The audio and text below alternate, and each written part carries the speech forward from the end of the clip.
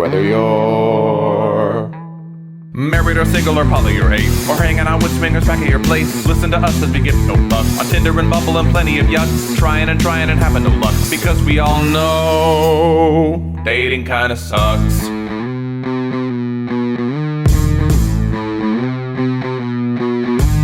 Sarah and Adam are two of a kind. He says stupid shit and she doesn't mind. They're not doing this show to make any buck. Life as a chicken whose feathers they pluck. Why does it work? Well, here is the crux. They both know dating kinda sucks.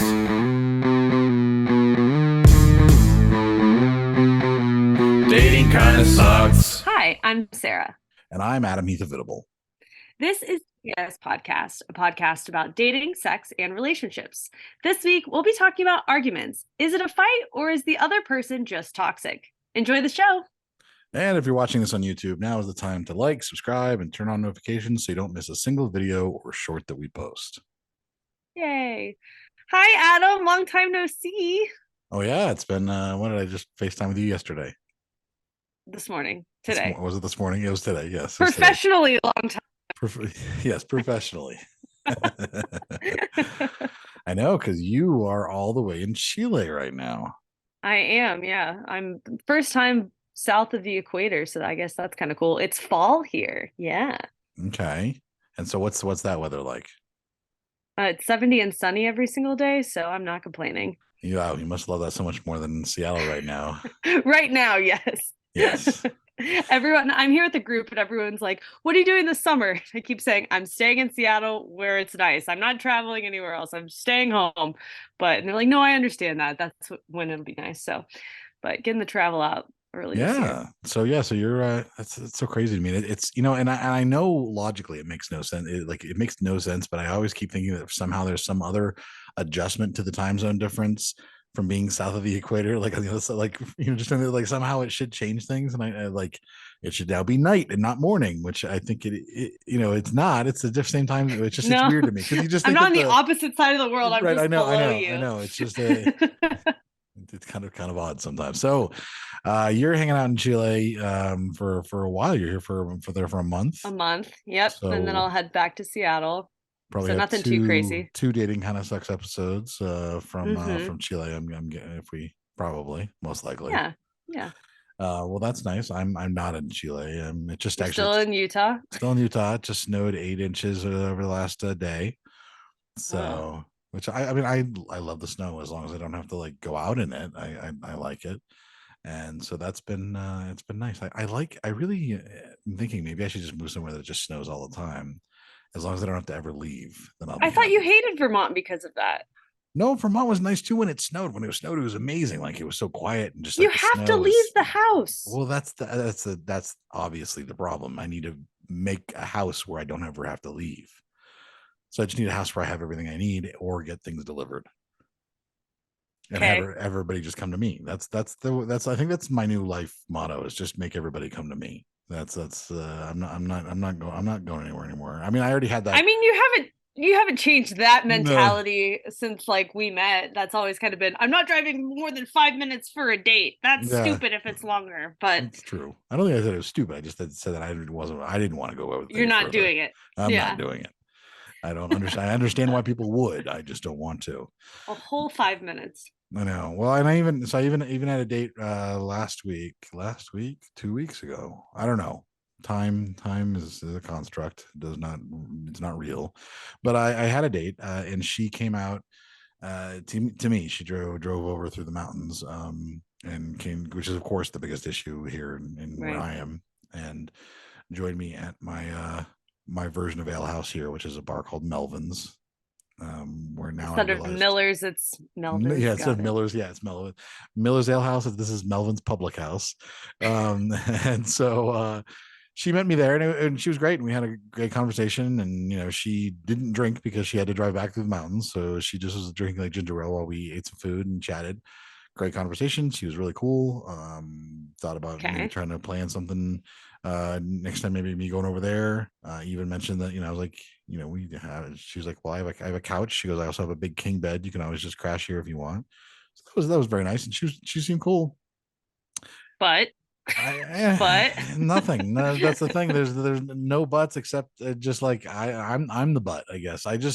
We chatted a little bit afterwards. We texted a couple times, and then I just kind of went silent. And I mean, I'm sure I can reach back out any minute now. I'm not going to ghost her. Like I will reply, but You just never sent a follow-up? No, we did. We texted back and forth, and then she had invited me to St. Patty's Day, something that she was doing at St. Patty's Day. And I said, no, I think I was just going to stay in for St. Patty's Day, but I appreciated it.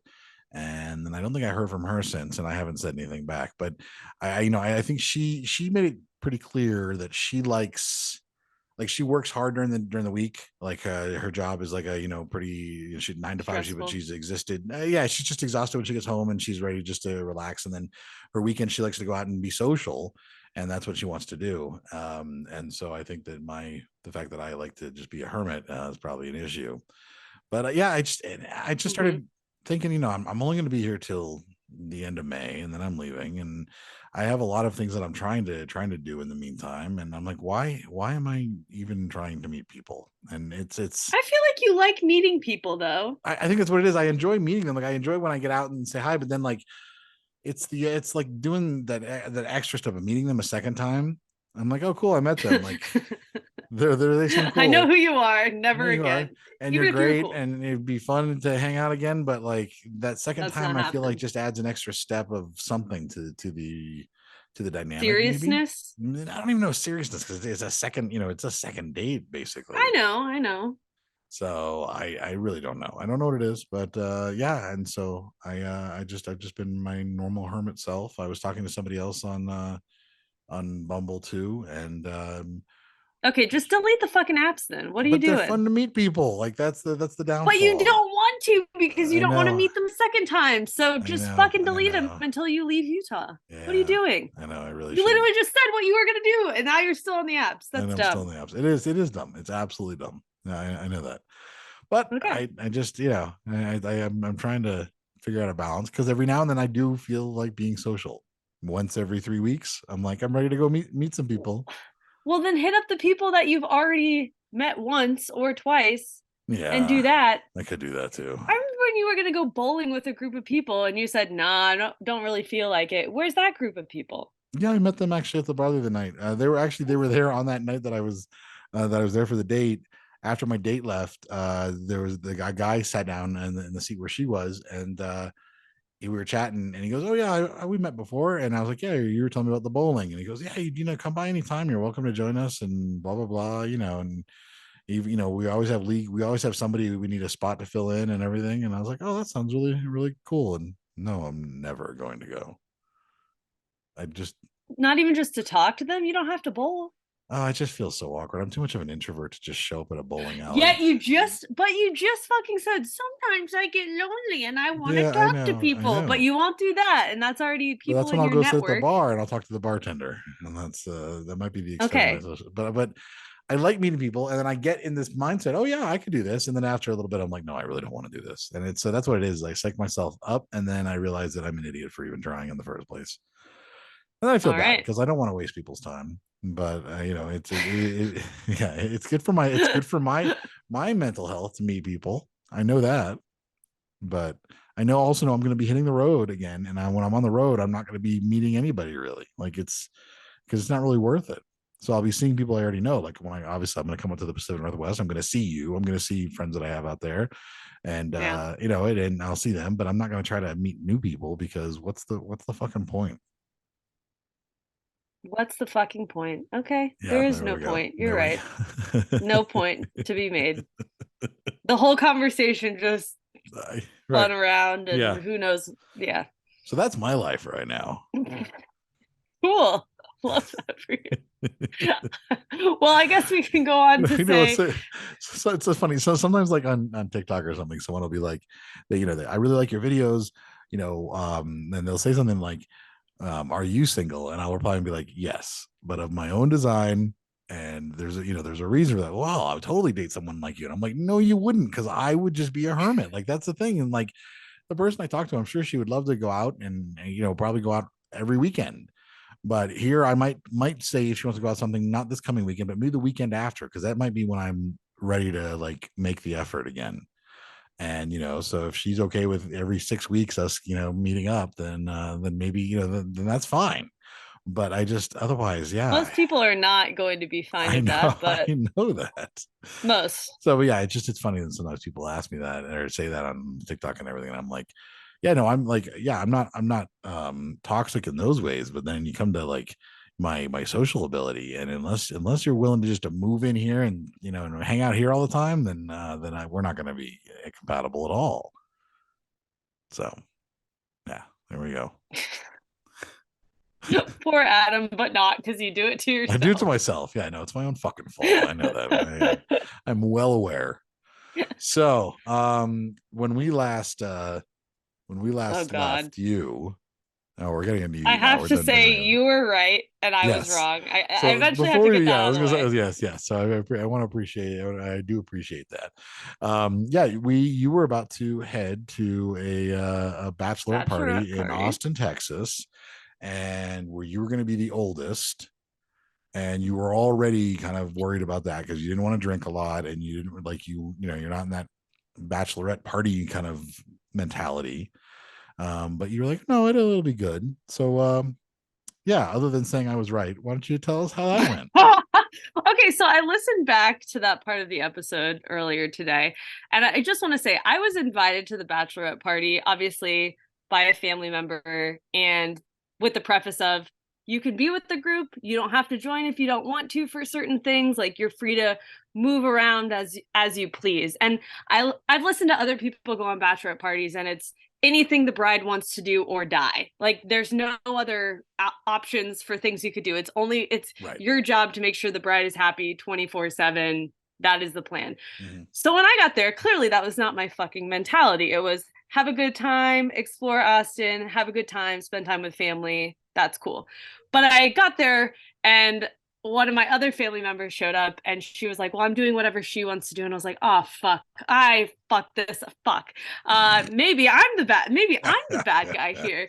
So I was like feeling like I wasn't super supportive in moments, but I also felt really uncomfortable. So there's that. I'll throw that out there as maybe I'm not the best person to attend a bachelorette party, which this is probably my last one I'll ever attend. And previously I attended my sister-in-law's and she was super chill.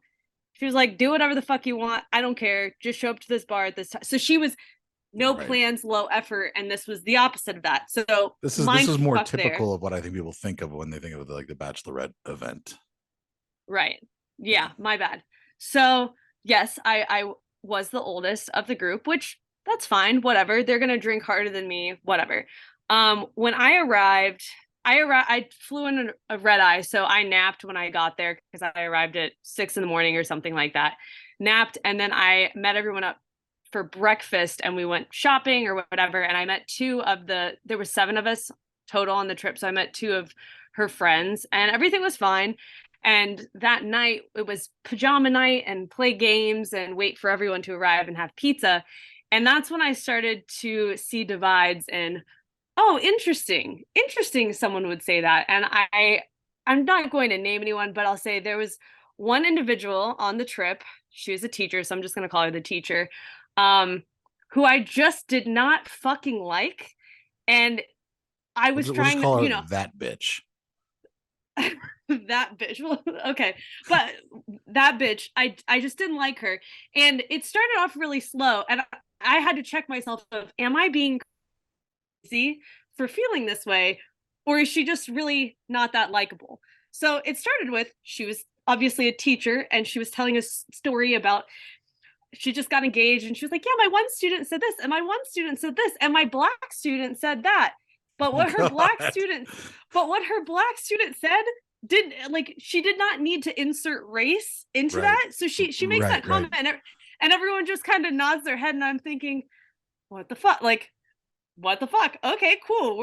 I'm not gonna say anything. So I'm fucking texting you just like I feel fucking crazy, whatever. So then later that evening we're playing a card game and it's you're trying to collect the most amount of cards. So some of the cards like keep this card if you've ever had a one night stand. Keep this card if you've ever da-da-da, or pass the card to someone who da-da-da. So I got a card that said, keep this card if you've ever eaten ass. So I kept the card. Right. Well, the fucking teacher is like, oh my God, you've eaten ass. I was like, oh my God, I know we're not fucking kink shaming or sex shaming anybody here in this room right now. Like, I was just like, oh no, we're not fucking doing this shit. And so the rest of the night, she just kept saying stuff like, oh, because Sarah likes to eat ass. And I'm just like, oh, I'm sorry. Like, your favorite position is fucking missionary. Shut the fuck up. Like, I was just like, I was not fucking having it with this bitch. So everything's still chill. Like, not everyone's there yet. And everyone's also drinking heavily. And it's Thursday night. We have to be there till Sunday. So I'm just drinking water. And I feel like I'm getting, again, could be made up in my mind, but I feel like I was getting a little bit of, oh, you're not going to drink? Oh, you're not going to drink? And I was like, no, like, I'm can drink water if I want, you know? My goal is to make it through the weekend, not to get shit faced on night one, because I did drink other nights. Right. So there was that. So that was the first night. And then drama ensued when Adriana, she's a family member. Her and I, we went out to get breakfast. We didn't know what time things were going on. We just knew that we needed to be at the Pedal Tavern at noon. So we're like, perfect. We're gonna grab breakfast, then we're gonna go back and change, and then we're gonna Uber over to the place. Perfect, great, wonderful. So Chick-fil-A was closed at 10:30, no more breakfast. So we went to eat at another place. Went to CVS, grabbed stuff, and we get a text like, hey, we're leaving in 15 minutes. It's like 11:10 or something like that. Not even, we had time. Right. And I'm still in PJ. We're just rocking it in PJs, just woken up type of vibe. And we're like, well, fuck, we're not ready. So we rush back to the hotel and we notice that they're still in their rooms getting ready, even though they said they were leaving in 10 minutes. And as we walk past their room, we hear the bride go, well, that's so on brand for them. And I'm just like, oh, cool. Like, we're talking shit. Like, we heard a little bit of the intro of their conversation, but that's what we heard. And I was like, oh, okay, cool. Heard the shit being talked. So Adriana and I are just fucking, I'm laughing. She's fucking pissed. And I'm just like, whatever, we're going to get there on time. We get there 2 minutes before we needed to fucking be there. And I walk out of the Uber and I'm just like, I'm just going to say fuck everything to all of y'all. And I'm like, oh my God, so on brand of us of being late. Just like dropping the phrase on brand like it was, I don't even know. Just right. Saying it so, like just every other word is just, oh, that's so on brand. Oh, that's so on brand. And the vibe just, I mean, I'm the bad guy, right? Like, I'm just like, fuck this shit, whatever. I am the bad guy. Basically ruined the rest of the day. Because that was just the drama of every bar we stopped at for the Pedal Tavern. Like, my cousin was like, oh, why couldn't you just check your email and make sure you were on time? And I was like, is this the fucking hill we're gonna die on? We were on time and you guys were talking shit about us and we heard you. So how about everyone just shut the fuck up and just drink? But right, it was just like soft-spoken drama instead of just dealing with it head on. I'm like, bitch, just throw hands if you're mad. Don't be like, oh, everything's fine, and then talk shit behind my back. I don't fucking play that game. Like, I'm grown. If you have a problem, say it to my fucking face. Like, let's square up, bitch. So clearly I'm still throughout all of this, I'm getting text commentary, by the way, of all of this. It's just fantastic. I'm just like, this fucking bitch over here. They said eating ass again over here. So I'm just like, So that was that. Never doing that again. Right. So now I remember that there was one. Now, was this the teacher, the one who told the guy that he should eat her pussy? Fuck, I don't even remember. Oh, no, that was the maid of honor. She was hot and cold.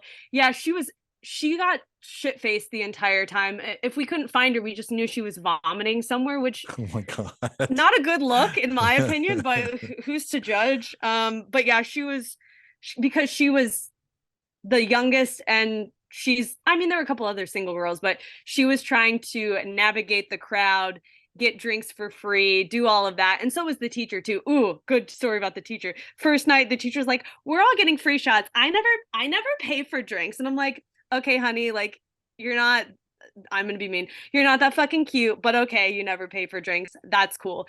She's like, yeah, we're not paying for drinks here. So she starts handing out these shots and she's like, well, the bartender's giving us these shots for free. And I was like, I don't fucking want, like, I'm not drinking tonight. I don't fucking want your drink. So she's like, okay, let's all take shots. So I like take a sip. I'm like, not interested. And 5 minutes later, the bartender's like, yeah, you have to pay for those. I'm not giving you those shots for free. So she got hit with like a bill of $80 and she was mad as fuck. So she turns to like our group and she says about me to me, she's like, oh, don't worry, like Sarah will get the next round at the next bar. And I was like, the fuck, I'm not doing that. I don't buy rounds of shots for people on a normal occasion. Like, no, like, you play stupid games, win fucking stupid prizes. I'm sorry you thought you were getting something for free. So she was mad the whole time, and it just translated like everything else. It was like when we had to split the bill, when it was anything like that, I always got cheated, and she always ended up like counting things down to the penny to make it work for her. And I was just like, no, fuck this shit, you know? I'll Venmo you the right amount, but don't try to say I need to pay $30 more than what I actually spent on. So I'm not doing this shit again. Well, you were mad too, especially because you weren't drinking as much, and so you'd go to dinner and you might not even have a drink, or you might have one, and everyone else has a couple rounds, and then it comes time to split the bill, and there's like, let's just split it evenly. Yeah, and I'm like, I didn't have two $15 fucking cocktails. Right. I had a water and an appetizer. Like, the fuck? So yeah, there was one meal I didn't know what to do. It was actually the first bill we fully split. I didn't know what to do, so I ended up paying, you know, $30-$40 more than what was actually what I was really fucking pissed about it. And I was like, it's fine. Like, don't cause, that was early on. I was like, don't cause any issues. Just keep your fucking mouth shut. And then that night at dinner, the same thing tried to happen. I was like, I'm not doing this shit again. Like, fuck you. I'm only paying what I spent money on. This is ridiculous. And yeah, I have money to spend on stuff, and I don't mind spending money on things, but don't try to like get the better deal when you spent more of, I don't know. I just think that's kind of rude and unfair in my opinion. It is. And it's one of those things. I mean, especially with most restaurants and places too, nowadays are so easy to try to make things, I mean, to split things, and it's so easy to do that. And everyone has calculators. Like, how dumb would you have to be to not be able to split the bill properly too? Well, it was the teacher who couldn't split the bill. And so then the joke that for the night was, I guess she's not a math teacher. So I was just a cunt the whole trip, and that's fine. Did you actually ever say that publicly? Because I texted you that, and you're like, no, oh, that's so I did say that. I did say that publicly to a couple people, and I was like, that joke fucking landed. Obviously, I didn't say it to her, but yeah, it was pretty funny. I wish you'd said it to her. That would have been fantastic. I mean, guess you're not a math teacher, are you? Like, just that would have been that was great. I was proud of that one when you I'm like sitting here like texting you things to say. I'm like, oh, call her this, tell her this. Like, yeah. So you managed. I don't have friends, dude. You managed to survive. So, but yeah. So not doing a bachelorette party again. It's my last one. I can't see myself going on another one like that ever in my life. Yeah. Do you think it's because everyone was in their 20s that kind of was the reason, or do you think it was just the mindset of a bunch of like Florida Republicans? Both. Yeah, both. Yeah. Both. Yeah, it was interesting. You know, that first night, I mean, I can talk, you and I disagree on the line of if you vote Republican or whatever, but I can talk pretty openly and have strong conversations with family members who did vote for Donald Trump and who do swing more, not super to the far right, but more in between, but moderate. And we actually had some pretty good conversations, but then I realized, oh, know your audience, know where you are. Some people might feel more one way than the others. And then I kind of shut up after that. But we were talking about just banning books and abortion and, you know, the same old things that the fun topics of a bachelorette party that things you want to talk about. It's hey, if you get pregnant on this trip, are you going to have an abortion? I don't know. Fuck. So yeah. Yay. Okay. So does that mean you won't have a bachelorette party if you ever get married? No, I said if I ever get married and want to have a bachelorette party thing, I'm just going to spend the day at the spa with 2-3 other people max. Yeah. Sit by a pool, drink some champagne or mimosas, and then go through 3 or 4 spa treatments, and it's going to be a 1-day thing. You know, nothing. That sounds smart. Nothing wild. Speaking of getting married too, was that you part of our episode a couple, what was it, like 3-4 episodes ago, about marriage. Talked about about marriage, about you and Roy and everything, and things that you were going to be facing when you went to Florida for the wedding, which was what this bachelorette party was for. Any news on that front? About going to the wedding? Oh yes. Yeah, no, I'm not going to I ruined everything. Let's be real. You didn't ruin everything. No, but I just feel like my relationship with my family members after that bachelorette party is a little bit on edge, and I might have just like dropped several bombs into the water and they all just exploded at the same time type of vibe. Right. So there's that, and then also I owe the IRS a lot of money. So like terrible timing to be in another country on a trip, but I started doing my taxes before I left and realized I owe the IRS about $8,000 because of a someone put that I was exempt from paying federal taxes, and I am not. I didn't put that though. Someone else saw my W-4, clicked the wrong button The on the wrong back button. end of Oh, wow. and so now I owe, Uncle Sam some money. So yeah, I won't be going to the wedding in Florida, and I'll just be staying home with Roy Well, then, instead. So no one will be asking me when I'll be getting married because I won't be going. that's right. So, well, look at that. Things resolve themselves. And Yay. the bachelorette party has, at least you get to see your cousin, even if you're not But I gonna feel like see that's her even at worse. the Like, wedding. no, I'm talking shit right now. Things did not go well during that trip, and then I just said, "Nah, fuck it. I'm not going to this fucking wedding." I mean, I don't know. I feel like that looks and sounds a certain way. Yeah, I mean, I'm a cunt. That's it. you, That's what it is. I don't think you're as bad as you think you are, but I don't know. I refuse to go to weddings anyway, so it doesn't matter. Unless I'm the one officiating it, I'm not going. So it doesn't matter how close No I one's ended up. surprised by that. After the Right. tantrum you went on at the beginning, no one is surprised by that at Tantrum, all. not even going out on a date. Yeah. Well, then of course I'm not going to go to a fucking wedding. Yeah, but that's true. Like weddings are stupid. I mean, they just generally are, and just a waste of time and effort. So I'd rather just send a I just gift like, and not go. yeah, but seeing people is nice. Who? That's a great, it's family members that I haven't seen in Who? a long time. My grandpa, who's 93 and close I feel to like you saw your grandpa. a year ago. Okay, and you I saw only your see him, brother I only see recently. Florida. Yeah, but I only see my Florida family members once a year. So it Right. just, that kind of sucks not seeing people that often. But I guess that's just getting older and living 3,000 miles away Yeah, that I chose to do because I hate Florida. So that's what FaceTime is for. Couldn't you your think my family? No, No, grandpa nah, can't FaceTime. not, no, my other grandparent can, but Oh, no, well, I think it's fine. I think going to the wedding would have been. Oh, I mean, I can only imagine the drama that would happen if you went to the wedding, just because. No, because I would have thrown hands on that teacher for one. Well, yeah, like, and I just feel like it would have been interesting. You would have had some fucking stories if you had gone to the wedding. Glad So I'm not going, I guess. yeah, But maybe for the best. so positive. Sorry, family, who just listened to all of this and hates me even more now. You didn't The say anything end. that bad. You didn't say anything It bad about doesn't your own feel family. great. It doesn't. Just about that teacher. She's not related to you. No, thank God. Yeah. See. So there we go. Fuck that Hmm. teacher. I feel bad for her kindergartners. That's all I gotta say. Yeah, I can imagine. Yeah. Like, yeah, to be, yeah, and she needs to maybe enhance her sex life a little bit more too. I think it sounds like. Oh, another thing. So she had a ring pop. We all had ring. This is kind of gross, but we all had ring pops that first night or whatever. And she had a blue ring pop, and I had a green one or whatever. At brunch the next day, she still had a full on blue tongue. And she's like, "Oh my God, how is my tongue still blue?" I was like, "Cause you don't fucking brush your tongue or brush your teeth." Like, I don't. It was just really awkward, and I kind of looked around, and everyone just kind of looked back, and I was like, "No one's gonna say anything," but that was weird. Okay, when I was saying that she needs to enhance her sex life, and then you start talking about a ring pop, my mind was going all types of places, and not that. But I'm glad Yeah. that it just went there. But that is pretty nasty. So yeah, she sounds like a winner. But I don't like people. You really know I don't Oh like yeah, people. I think that's the end of the story. you Yeah. don't hide it at all. I mean, I can't. neither do I, so I understand that. Anyways, let's move on from being negative.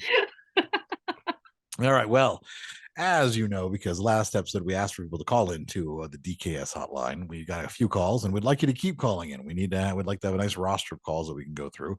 That number you can call in right now. You can pause the episode and call in and leave us a question about your anything related to dating, sex, relationships, travel, whatever, like anything you just might want to talk about. We did get one that we're not going to air that was a compliment. It was just someone who just called in to say, I love you guys, and nothing to ask, but thank you for doing the podcast. I listened to every episode, so that was very nice. I want to say thank you to that one. But you can call right now at 407-519-0181. And that is our voicemail line. And just leave a voicemail with your question and we will go through them. We're going through them and playing them on air and answering them. And so if you haven't done one, we'd love for you to do one.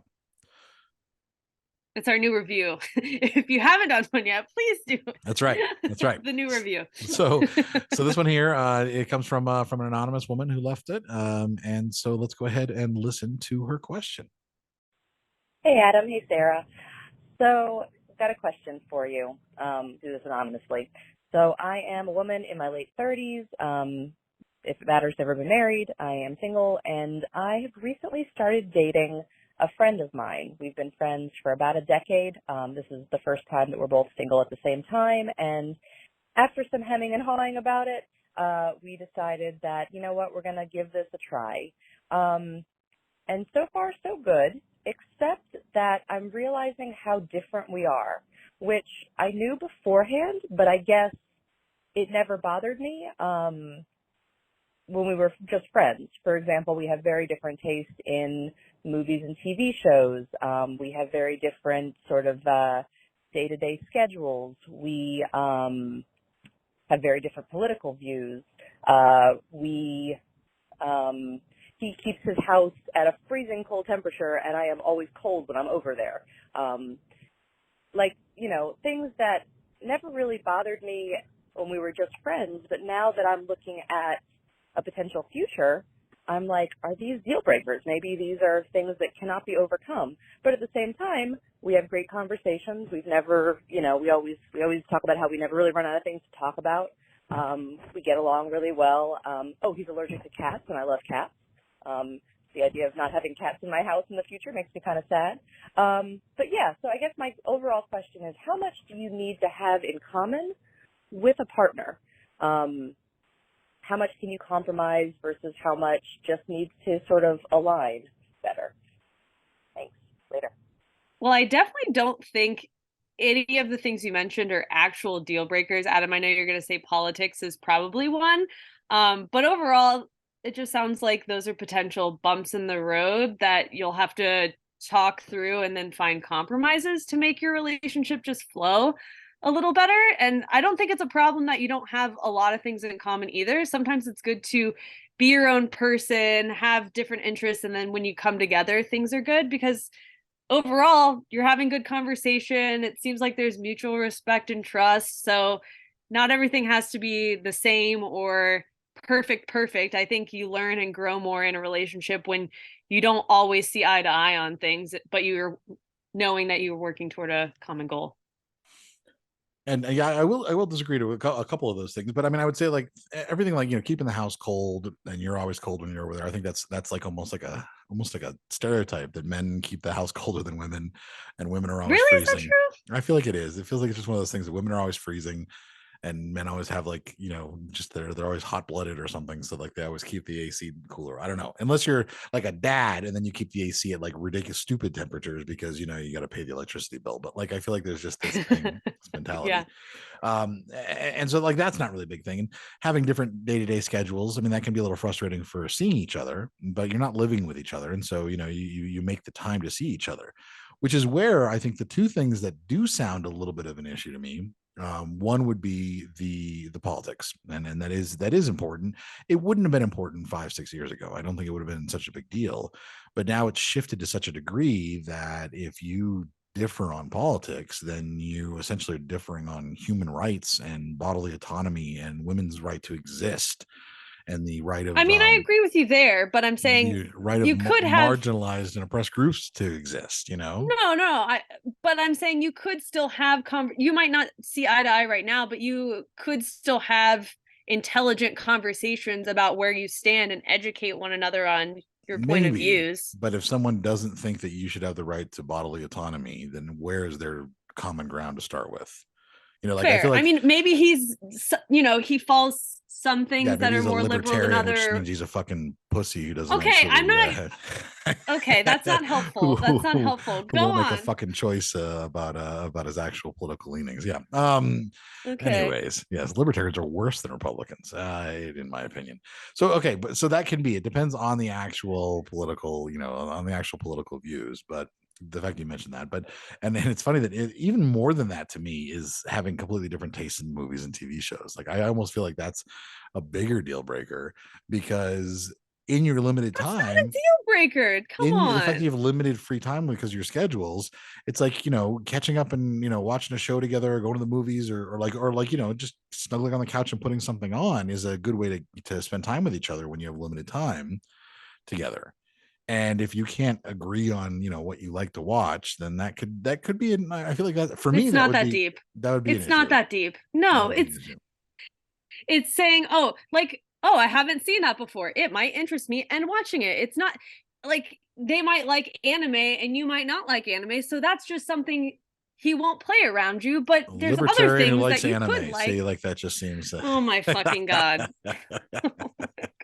I She's give no, up. I mean, but she says we have very different tastes in movies and TV shows. So like apparently it's very, very drastic. And But so you can learn to like some of those things, or you try it maybe. out, you say, oh, not my thing, and then you find some Then other you thing all that go off you in your might separate enjoy. rooms and watch your own separate shows and don't ever actually spend time together, I guess.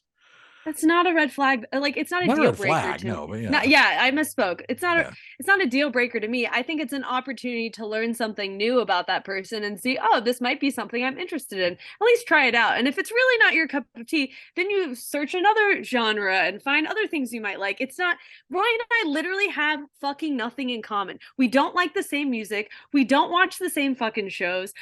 You do now, I though. mean, That's the thing, is like you guys have but that's started the to like, thing. yeah, because Now we do, but I had to like slowly ease it, and he had to ease it. There's shit that I like that he's never gonna like, and I accept that, and he feels the same about certain things.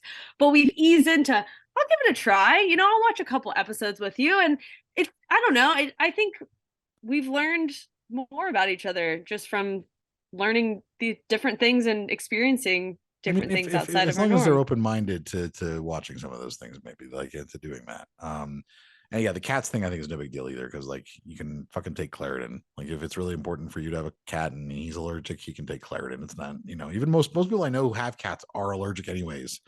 Right.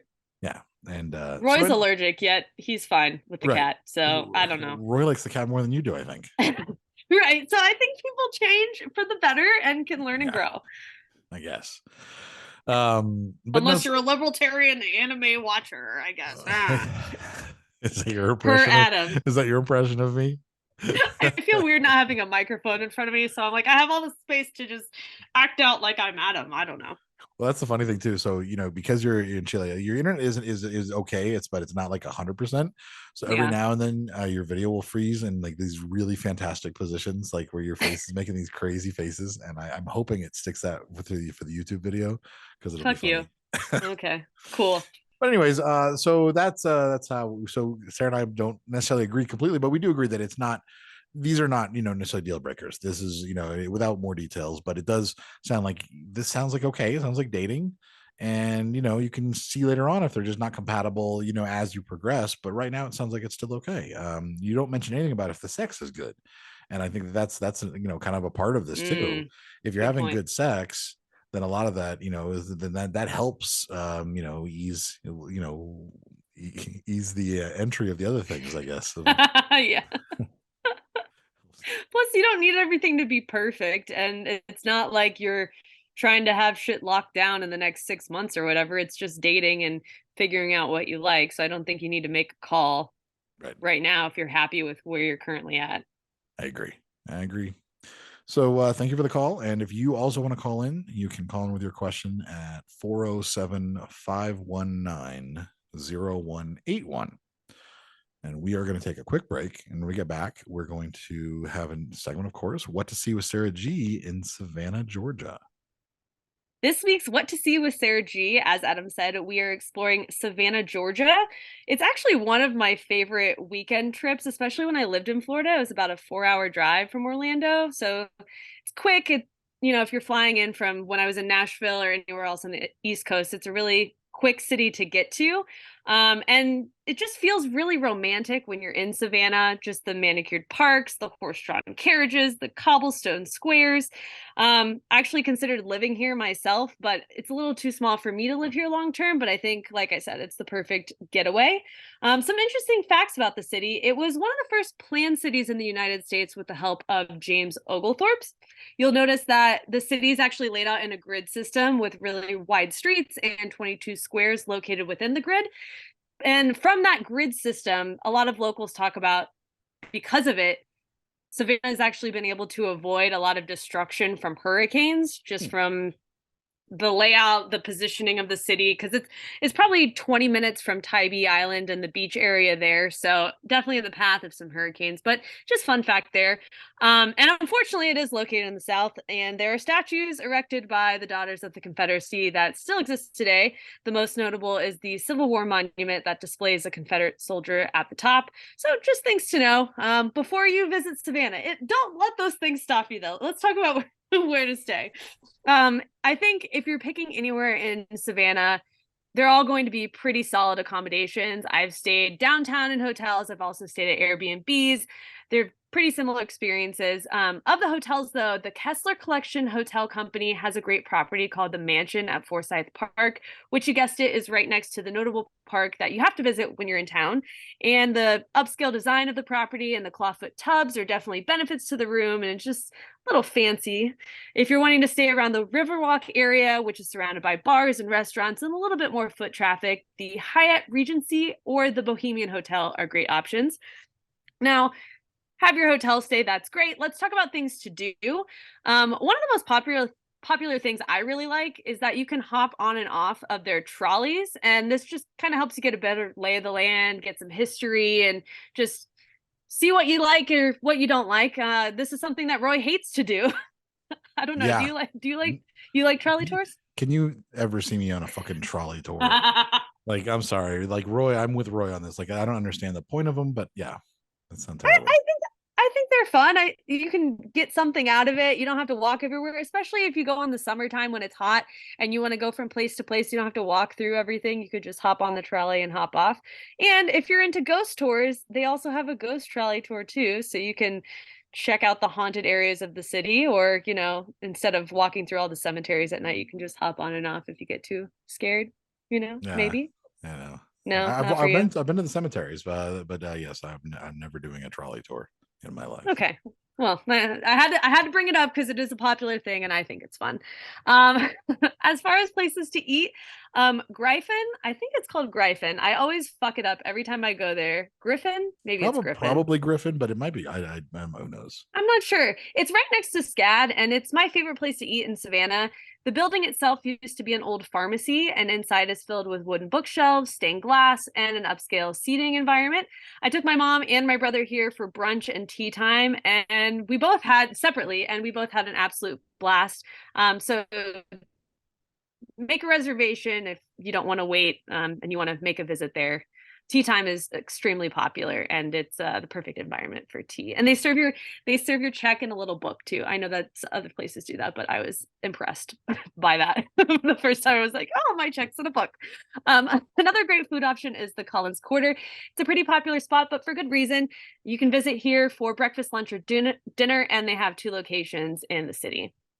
And then if you're wanting to hit up the bar scene, be sure to visit Abe's on Lincoln.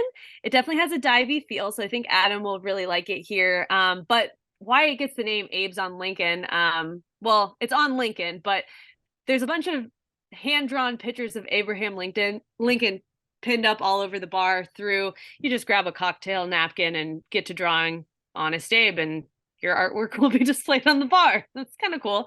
And then outside of bars, for me, because I know Adam has some recommendations, you can honestly spend hours walking or biking around the squares of Savannah, which I highly recommend. While you're wandering, be sure to check out the Cathedral of John the Baptist. It's the oldest Roman Catholic church in the city. And while services aren't going on, you can take a step inside to view the beautiful stained glass windows, bronze columns, and archways. It's actually For me, I was like stunned when I saw it there. It kind of, I've never been to New Orleans, but I feel like it's kind of similar to just like the size of the big church in New Orleans. I'm could be. probably wrong, but I don't know. I was just really impressed by how high the arches were and how regal it felt. So check that out. And not too far from that church is actually Forsyth Park, which I mentioned earlier. I also know this is like the engagement spot if you want to go to Forsyth Park and then propose in front of the fountain. I don't know if that's on your to-do list, Adam.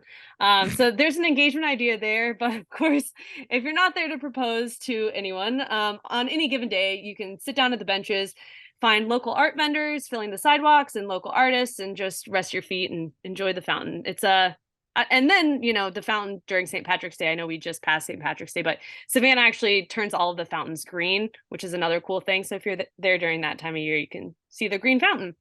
And then down by the Riverwalk, be sure to visit Savannah Bee Company.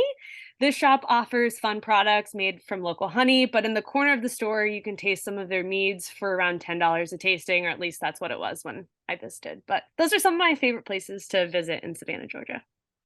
And it was pretty great. Been there a few times. Once with a girlfriend, and then a couple times with doing comedy, and then once with a friend during the pandemic. During the middle of the pandemic, we decided we had to get out of town, and we went there. And so not everywhere was open, but there was a great bar there that we did comedy called Chuck's. And it was fantastic. And I used to do comedy there all the time, and really loved it. But then they closed, unfortunately, and that was very sad. A couple places to stay, I would say Hotel Indigo. I stayed there right in the heart of downtown. It's like really easy to get wherever you want to go just within walking distance.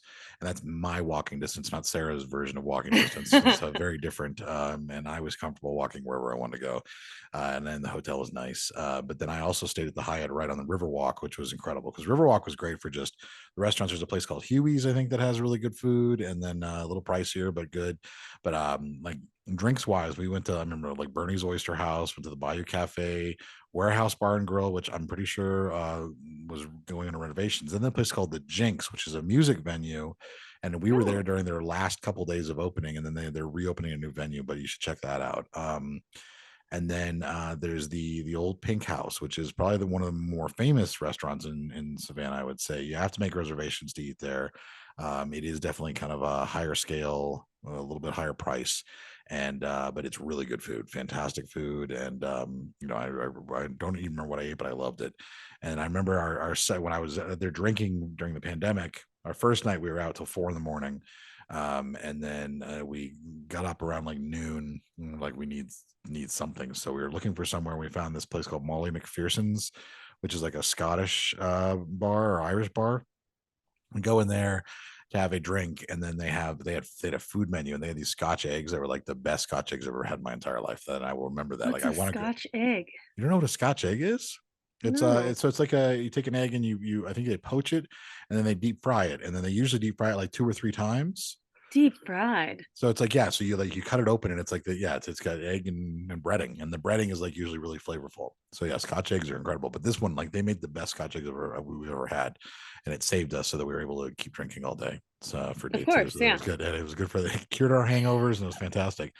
And there's lots of cool little cemeteries and that I went through and took a lot of photos in, lots of cool parks as well. But I really like the Riverwalk, because Riverwalk, you can just go up and down. There's bars and restaurants. There's a lot of touristy shit, like, you know, like the fake touristy crap, like almost like Daytona Beach has, where like it's like every place that has the same mass manufactured like trinkets and things like that. But within there's some really cool little shops too. And I remember there's like a 2-story bookstore that's right off the Riverwalk that's really neat. That's just packed full of used books. So if you like secondhand books, you should check that out as well. Very cool. Yeah. Yeah. So it's a perfect little weekend getaway, especially if you already live on the East Coast of the US. And if you've been there before and you're looking for more to do, Charleston's only like an hour away. And so you can actually go to Charleston while you're in Savannah, which is what I did one week and then go spend a little bit of time in Charleston, have lunch, and then come back to Savannah too. So like it's nice. You can kind of visit two cool towns in one. Yeah. So well, there we go. We just traveled to Savannah. Yep. All right. Well, let's close out this part and we'll get back to arguments. Are they toxic or just hard to communicate with? There we go. Be right back. So I am a huge proponent of just cutting people out of my life if I find that they're toxic. If I feel like they don't have any value, that all they contribute is drama or stress or just anxiety and any type of like emotional upheaval, and they're just not worth it. That they don't provide anything that makes me want to stay friends with them. I reached a point years ago where I was like, I can cut those people out, and it saves you so much sanity, like just in mental health to be able to do that. So thought it might be interesting to talk about, when do you know if someone's toxic? Like how do you figure out if you get into a discussion with a friend, and this can be about relationships or friendships, and is it Right. something that it's just just a fight? Is it just like, okay, you just disagree and everything's going to be okay? Or is the other person toxic and it's time to cut them off and get them the fuck out of your life? So that's kind of where this topic idea came from. Yeah. And I think it's harder to know just from one. Ah, fuck my internet. Hang on. My internet is unstable. Can you hear me? I can hear you fine. Okay. I think it's harder to know if somebody is toxic or if it was just an argument the first go around. And when you slowly compile, that fell off. I didn't like how they said that. Or this argument seems to linger on after I thought this was resolved. Then I think you can make those decisions and say, yes, that person is toxic. I should not have them in my life anymore, friendship or relationship. Yeah, and it also depends on, I think, like, what is the fight about and how does it get resolved? Are there times where maybe you've bit your tongue when there should have been a fight as well? Things like Yeah, that that's a good point. Yeah. that can kind of help you decide if like maybe this has just never been a good dynamic. Now, of course, there are ways to know if someone's toxic even if there's no fight. If it's just one of those things where every time they show up in your life, they blame you for something, they attack you or something like that. Obviously, that person is just a toxic person. There's no point in even, you're not getting into a fight. They're just constantly on the attack and you're constantly on the defensive. That's just not somebody that you want to be around. And that can be family members, it can be whatever. And I think that we have to learn as human beings, we're kind of taught to tone police ourselves and accept people because of X, Y, and Z, whatever. Well, we've always been friends, or I've known them for so long, or they're my uncle's cousin by marriage, or like whatever excuse we give ourselves. Whatever history you went through. Yeah. Right. And it's okay to reach a point and be like, no, they're just fucking toxic people. And they are not worth even like they're just not worth it. And you don't have to keep them in your life. And I think that is a decision that when you make, you start to feel so really empowered about maybe some control you have over your life a little bit too.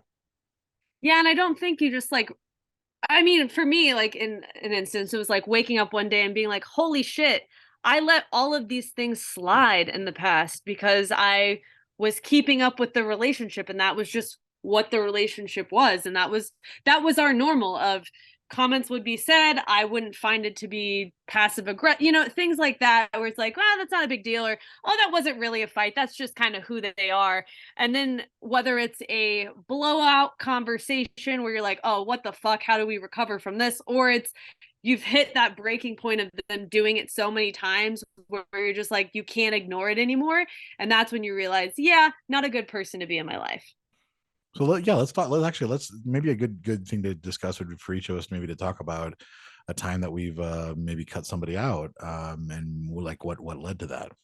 You want to start with? Yeah, it? I mean, I recently ended a friendship last September. Mhm. And it was a friendship of 15 plus years. And I thought that person would always be in my life. And unfortunately, now looking back, I see things that was said about my partner, that was said about my character, just like poking fun at me, like, and kind of tearing me down in certain ways that I thought it was like fun and catchy or like endearing because they cared about me, and they were just jokes. It's not that deep. It's just all fun and games. And then unfortunately we had a huge blow up fight, and I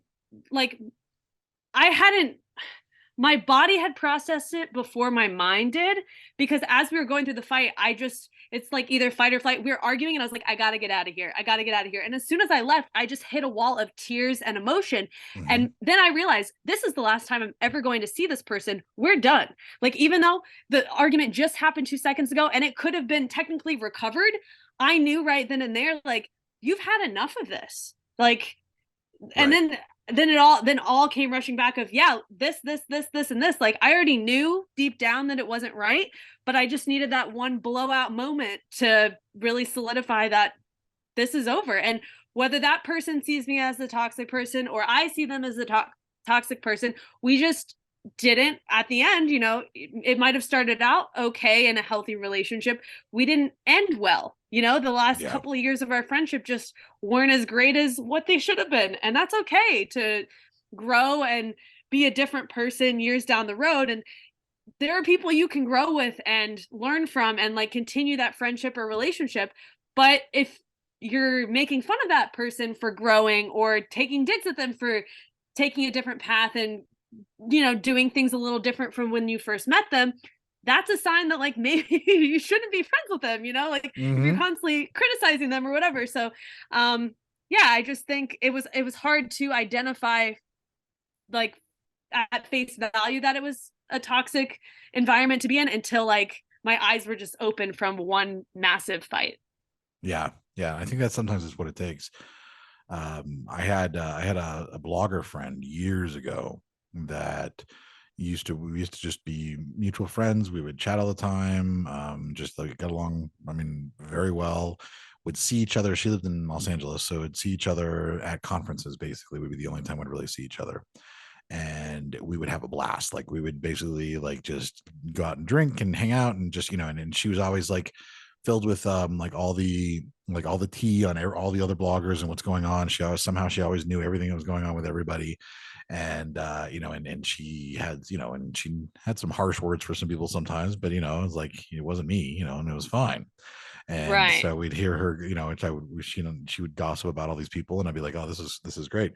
And then she actually was in Florida for a conference and introduced me to Jessica, who I ended up dating. And that's when I was dating. Jessica lives in San Francisco, and so I would fly to. So yeah, I guess actually she lives in the Bay Area too, didn't she? Not in LA, but anyways. And so I would fly to San Francisco, and we were doing kind of a long distance thing. And that's when I Mhm. had that period where she stopped replying to me. And I've talked about this before, where I went like my anxiety went out through the roof, and I like called her and left her like 100 messages, and I was just like, please just let me know what's going on, and just like flipped out and everything like that. And it had started getting feeling weird with this other person. Her name was Jenny, this person. And Jenny, I remember one time I was like, they were all going out and sending me pictures that they were all going out in the Bay Area, and I was like, oh, have fun. I said, wish I could be there, whatever. And I said something, and uh give her a hug for me, or give her a kiss for me, or something like that. Give Jessica a kiss, the girl I was dating. And Jenny wrote back and said, that's weird, I'm not going to do that. And just like, I kind of weird about it. And I was like, all right, whatever. And then when this whole thing happened, all of a sudden, like Jenny started like just attacked me, and just like and started like attacking me online, and personally, like back and forth, just saying, that was, just like basically like turning what was happening, which was me having an anxiety attack because Jessica decided she didn't want to reply to me, into something that was like just much worse, into like this huge overblown thing. And started like really attacking me. And then I found out that she was like, I heard from all my friends that she's like going around telling everybody like everything that she and I had ever talked about, like all of our like things. She basically was sharing the same things, the same gossiping, and stuff like that. And it made me realize that if someone's willing to gossip about everybody, then they're going to gossip about you. Like if they're willing to be really shitty about all these people, then they're going to be equally shitty about you, and they probably have been from the beginning. You just You didn't just know it. didn't know. Yeah. Hmm. And so finally, at one point, I just realized, I was like, I can't even like be an acquaintance with this person anymore. Like that last fight was like, she wasn't willing to even listen or think about things at all. And Jessica and I made up. Like we talked to each other later, and Jessica apologized for everything, and that was it. But Jenny just continued to attack me. And so I was like, that's it. That's a toxic, that is absolutely toxic. And I, cut her out completely, and actually cut out her entire circle of friends. Like anyone that she associated with consistently, I was like, that entire group, I can't even be, I'm not even going to try to be friendly to any of them. I'm not even What's going to the talk to point? them. She already tarnished your name, and she's Well, it's gonna not, talk. and that, and like, but the thing is, and I know that each of them probably eventually learned a lesson. And actually, I know that they did, because I know that Jessica came back to me later on when she apologized to me and said, yes, she found out that Jenny was talking shit about her, and so like she learned too that, that it was one of those things that she got kind of sucked into this like just vile circle of gossip. And so she eventually stopped talking to her as well. But yeah, I realized I just had to cut them all out, not even involve, be involved in any capacity. And it was tough because because all of us being perpetually online, I had to I had, I have extra accounts Be and the stuff like bigger that. person. Well, I did, in the fact that I cut them out and I blocked them and like that. But every now and then I'd still log in and like on my other accounts and go through and see if they were still talking shit about me that I didn't know about. Yeah. Because I was still trying to figure out what the fuck they were saying about me. But it was tough because I was also, I think, very, at that point, very emotionally immature and very worried about, well, what are they saying about me? And do I have to correct, like I have to correct everybody and let them know what the actual truth is and everything, and eventually I was like, nah, you know what? It doesn't fucking matter. People who know me. And if people want to listen to her, well, that's their loss. And so that was an important lesson that I learned. But cutting her out made my life so much easier. I no longer had to worry about anything she had to say. And I think that made life so much simpler. Yeah. That's crazy too when you say, what people are saying about you or checking their social media to see if she's mentioning you or whatever. And it's like you and her know the story of what happened, and it Right. doesn't do you any good to like prove yourself. It's just all this extra wasted energy for what? It's not going to get that friendship back. It's not going to fix the problem. So Right. why be involved in it? Yeah. I think it's easier now being older and like more mature about it, but like younger in my earlier 20s, I would be like, I want to save my name out there. I want people to know that I'm a good person. And it's like, back to what you said, if people know me, they know, they know me. And like, if they want to listen to her, that's fine. But Yeah. I know And so me that, and I yeah, know what that's happened, and I don't fucking care about proving to somebody else. exactly. Yeah. And so, yeah, it was nice to kind of get rid of that, but that was an important, important choice that I made. And I think that kind of informed later on over the years when I realized, is this friendship or this dynamic worth preserving?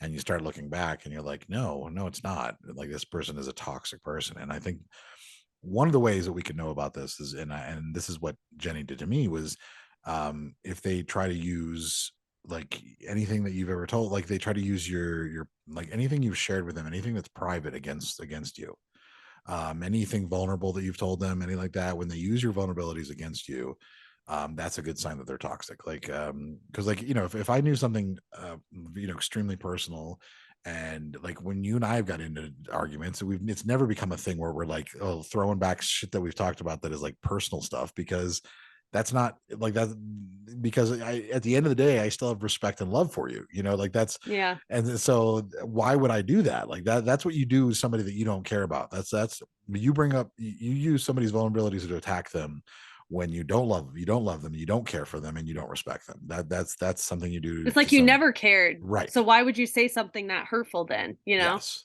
exactly. Damn. And so that's a good sign of toxicity. And I think is, anytime someone does that, and I think that's what a lot of in relationships, that's why I think a lot of, I'll see men post on TikTok that they're worried about sharing with their partner because it's going to be thrown back in their face.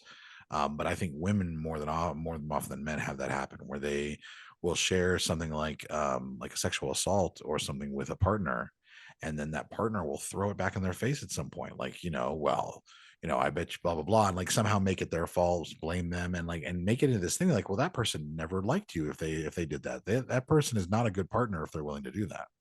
What's the point of having someone in your life if you're just collecting things to use against them?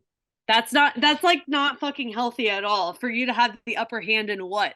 Because you're not going to have a friend at the end of it. You're not going to have that person. So why would you want to, what, like, if you're that person, why would you do that? What do you Right. gain? Right. Ego? Yeah. Say, oh, I'm better than them? I Yeah. mean, fuck that. Yeah, Who exactly. cares? Exactly. The other thing to me is like when you're arguing with someone who's toxic, it's the same fucking conversation, just a different font.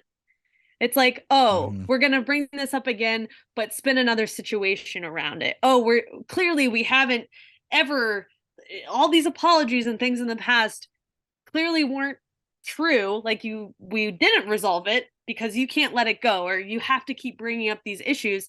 And anytime you want to work on something with that person, it's like, well, remember when da da da da da. And it's like, okay, like that was 5 fucking years ago. Like, why are we bringing that up now? Like, I thought we solved that before. No, like, why are you holding on to things that don't make any fucking like they don't matter anymore? We should be moving forward together, not focusing on some of the things in the past just to tally your score up that you're better than someone. Right. I definitely think if someone is in a place where they, you know, you've had past fights and then they've said they're fine and things are okay and you've moved on and changed from it. Like it was a, you know, whether even if it was like, you know, you came home too drunk that one night and peed in the closet or something like that. I don't know, which I had a friend who always get drunk and pee in the closet. Like that's what he would do. And he and his spouse would fight about it, you know, and then they'd fight about it. And then he's like, all right, you know what? I promise I'll never do that again. But then like a couple of years later, she brought it up again as if it was something that like he was still doing. And he was like, I took that to heart because it really bothered you and because you care, you know, and so I made a change, and I haven't done that since. And I think that when you bring up those old things, it's showing that you were being disingenuous about moving on in the first place, which means that you were just you weren't necessarily being a good friend or partner at all. Because if you have unresolved issues, you should talk about them until they're resolved, or until you personally can handle them. Yeah, but it shouldn't be on the other person to make sure you're okay. You know, if you truly are like, yeah, I'm good, this is fine, we can move on from it, let that be the end of it and move on from it. Mm-hmm. Yeah, it's one of those things. And I think that I had a friend whose partner was flirting with a girl on Instagram, and she caught him, and he apologized and said he wouldn't do it again, but then said that she was really concerned about it because he was kind of a fuckboy before she met him. And so she was like, I just don't know if I trust you. He goes, well, I'll make sure that you know where I am, and I'll be in touch with you, stuff like that. But then every time, and he's like, that's fair because I love you, I want you to be happy. And then every time she'd be like, oh, so what are you up to tonight? He's like, why are you checking on me? Like, and he would like get very defensive about all of it. And then when he was a bartender, so when he wasn't, like he would get off his shift and then wouldn't show up back at the place until like 6 a.m. sometimes. And she'd be like, well, where were you? And he would get all defensive again. And it's like, no, you know what? You're being toxic. Just tell me where you are. Just have the conversation. It's fine. He kept getting defensive. And then it turns out he actually was cheating on her the whole time. Of course, because like that's how it is. But I think that so I think that toxic people will get defensive. I think toxic people will get they'll turn it around on you. They'll try to gaslight. You're going to see gaslighting. You're going to see manipulation. You're going to see them using the most painful things they can about you against you, and building themselves up to be the superior one. Like they're the victim, that they've done nothing wrong and they're the victim, and you should be groveling, even if it's on them for something. You'll never get them to actually say, I'm sorry, I shouldn't have done that. It'll be, this is the other thing of just like an apology from like what I was explaining it like earlier. It was like the apology I got the day after was, I'm sorry you felt that way. I'm sorry I made you feel that way. Instead of just, I'm sorry for my actions. Like inserting I'm sorry and then whatever random stuff isn't always an apology. Like it actually has to be sincere. And if it's not sincere, like that one wasn't, like, I'm sorry I made you feel some way. I was like, that's not taking ownership for your actions or what happened. So you have to do that. Like if it's going to be an apology, it needs to be a real apology. And if it can't be, then they're really not sorry. And it's just a Band-Aid for what's going to continue to snowball in the future for more toxicity. Say the whole I'm sorry you felt that way is such a bullshit type of apology, because it's basically saying that you're not trying to, you're absolving yourself of any responsibility. And while intent does matter to a degree, how people take things is also important. And it's important to understand that if that you probably knew what you were saying if someone actually took it in a way that hurt them. It was very unlikely that it was completely unintentional. And but if you're genuinely sorry, then you're not going to do it again anyway. So you're going to say, I'm sorry I did that. I'm sorry that what I did, Shouldn't have gone that far. yeah, Should have. or resulted in this. This wasn't, I would never have done that if I had thought about that or realized that, like that's the apology. Not, I'm sorry you felt that way. I'm then putting the burden back on their shoulders. I It's think just that, a dick thing to say. It's like an it is. ego dick thing to say, just that sentence in general. Oh yeah. Yeah. So look out for it. It's like, yeah, it's like he was like, oh, well, I'm sorry you had to overreact to what I said. It's like this very douchey thing to say. I think you'll also find that with most toxic fights, that the person, what they're actually fighting about has nothing to do with the topic, that you'll either find out later or you'll know down in your subconscious that it's entirely about them, that it's about something that they are defensive about. It's about something that they are embarrassed about, something that they are hiding, something that they are, whatever they're accusing you of is something they're doing. Like it's always some type of projection or defensive action. And that's toxic behavior. Yeah. It's used for control. Yeah, exactly. Yeah. So I think another, I was going to say, yeah, I think another thing is just like, if you're not only fighting about the same thing, but it's constantly screaming and crying and so much emotion on things instead of actually having a conversation about a disagreement, and it goes from 0 to 1,000 in 2 seconds when one thing goes wrong, and you're like, bro, what the fuck? Like, why are we getting like so heated right now? How did we get there? I think that's a pause of going, okay, is everything okay here? Because it doesn't seem like it. That might be a toxic situation that you're in. And and that's true. And I think that it's also important to remember that sometimes toxic doesn't mean that someone is doesn't mean like they're like a narcissist, or doesn't, it just means sometimes that they're just toxic emotionally. Like they don't have the emotional intelligence or depth to handle things, to be a real adult, or to be in a relationship, or even a good friend. Which means that if every time you try to talk to them about something, they get hysterical, and they go, like I said, they go into hysterics about it. It all turns into screaming and crying, and they're like, I can't even talk about this. And they don't, if they don't have the even emotional toolbox to work through it on their own, that's toxicity in its own way. It doesn't, it might mean that they just have really bad anxiety, and so they can't handle it. They can't handle talk about things, and the anxiety is not their fault, but how they deal with it and how they let it affect other people is their responsibility. And so if someone is so incapable of even having an adult conversation, that can be a toxicity of a different level. And that's it's also okay. You don't have to feel bad. I mean, you can feel bad for them, but you don't have to coddle them. You don't have to like welcome them back just because they can't emotionally be mature enough to talk to you about it. You can also cut them out of your life, and it'll solve so many problems in your life if you do.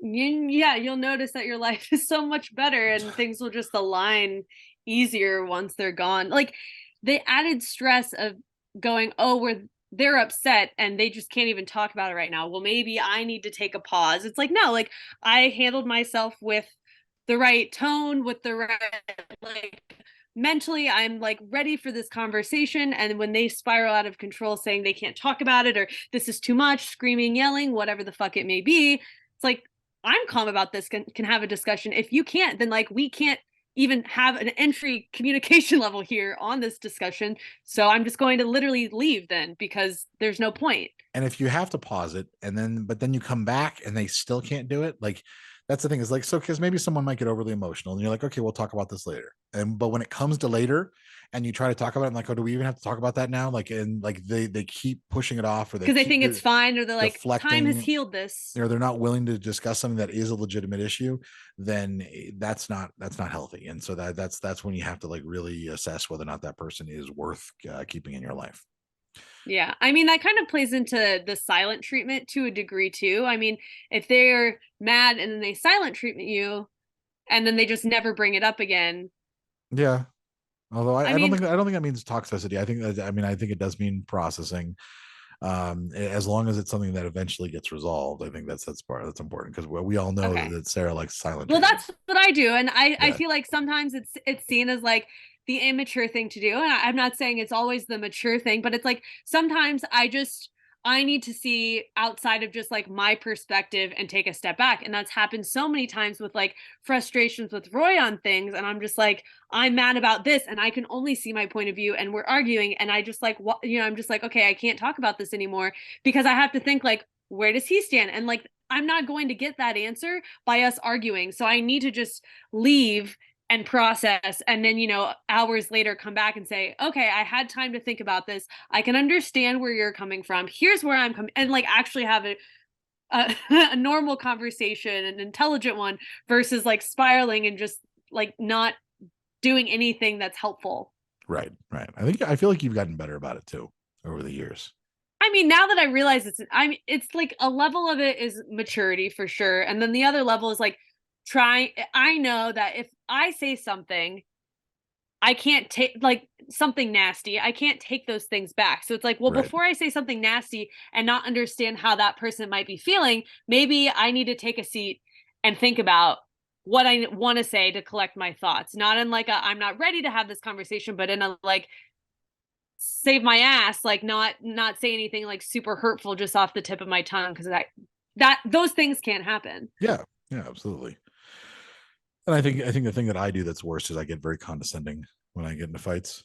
I use my basically authoritative. Your ego. I'm already authoritative, and I just will get extremely condescending in the way that I approach things, just because, like, it's just such a cheap way to win arguments sometimes. And I think that's something I don't do very often, but when it does happen, that's what I tend to do. Yeah. So I think overall, like if it's just an argument and it's like a healthy argument where you're not seeing side to side, there's some emotion built in there. I think if you mid argument try to say like, I see what you're saying, but here's where I'm at, or you use some language to say like, I don't fucking hate you, I don't think you're a shitty person, we're just disagreeing on this thing, how can we solve it together? Then that's normal. Like that's normal. Everyone's going to have arguments over little things here and there, but it's stating like, I'm not attacking your character, I'm not diminishing you every word coming out of my mouth. Like, I respect you, I just don't understand why you feel this way right now, help me understand. That's okay.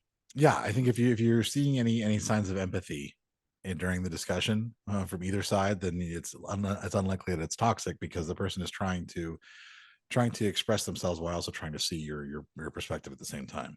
And I think that's the healthiest type of fighting that can happen. Obviously, arguments are going to happen no matter what. They do happen. And it's important. The most important thing is that if you reach a point that it's about to get to an argument, that you feel comfortable expressing yourself, you feel safe expressing yourself, and that that if who you're expressing yourself to is going to take it seriously and listen. And I think those are the important things, that if you feel that way even before you go into a fight, that that you can like, hey, I need to talk about this, and it might turn into something, but you're still comfortable and safe enough to do it, then it's not toxic. And I think that's kind of like a subconscious way to know. But if you're terrified about bringing it up because of what might happen, then that's a really good sign that it might be a toxic environment. Yeah, that's so true. And obviously, I know we didn't say this, but anything that gets physical, toxic. I mean, we didn't mention that. I think that kind of goes without saying, but I'll mention it. Yeah, that's very true. Yeah, there's any type of physical violence at all, then that's very, very, very toxic. Cut that person out. Yeah, exactly. Yeah. So yeah, I think it's at the end of the day, it's like easier said than done for some things, but I think over time you might care about that person, but notice trends and arguments or the way that they make you feel, or subconsciously, but like you said, before you get into an argument with that person, and you kind of gather all of that information up and go, something's not right here. Right. Let's remove myself, or remove that person, or remove myself from the situation, because it doesn't make me feel good, and I can't actually have an honest conversation with them or argument with them. Yeah, absolutely. I think we covered that pretty thoroughly. Anything else you want to add to it? Cut the toxic people out. I got nothing else. That's right. Yeah. Cut them out. Cut them out. Good things. Cut it out. What's that? Dave Coulier? I can't believe we just thought of the same thing. Cut them out. Full House, baby. I know that one. Full 90s House. Yeah, that's right. I knew I knew it from somewhere. Yeah, no, I Well, think that, you know, that's really the extent of it. Is if it comes down to it, cut them out. And I think that's you'll make your life much easier. yeah. Well, if you have a toxic situation that you're in or want to share just an argument you had and you need help talking through something, you can always call our DKS hotline. That number is 407-519-0181. And we'll always do that in the first part of the show and kind of talk through whatever you're going through. Yep. You can also email us. We've got a couple of emails recently that we're also adding to our queue to talk about. And that's a datingkindofsuckspodcast@gmail.com. You can always message us if you want to, DM through Instagram at either our personal Instagrams or at Dating Kind of Sucks.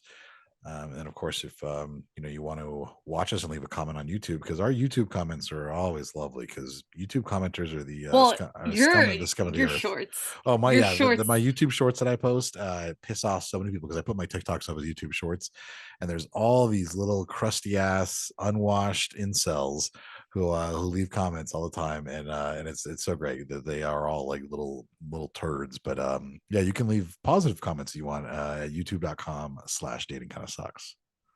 And if you want to show support to DKS Podcast, you can join our Patreon for as little as $5. Do after bonus episodes and put fun content on there. That's patreon.com/DKS Podcast.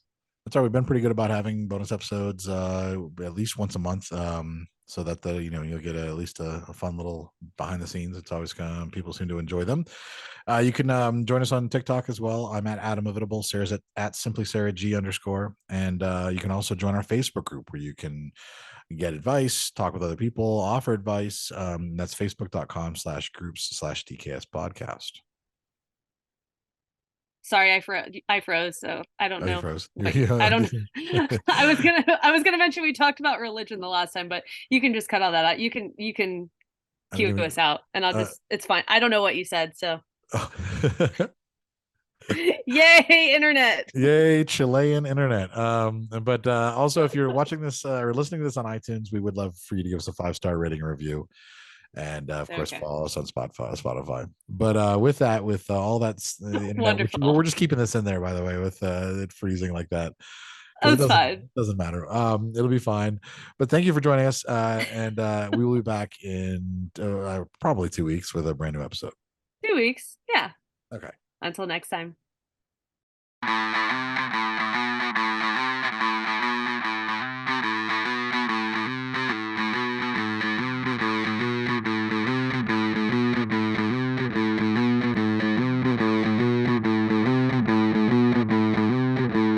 Whether you're married or single or poly or ace, or hanging out with swingers back at your place, listen to us as we get no luck on Tinder and Bumble and plenty of yuck, trying and having no luck, because we all know dating kinda sucks.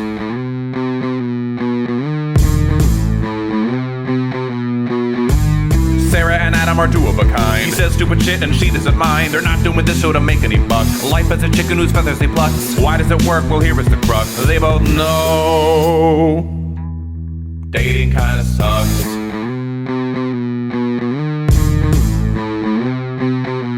Dating kinda sucks.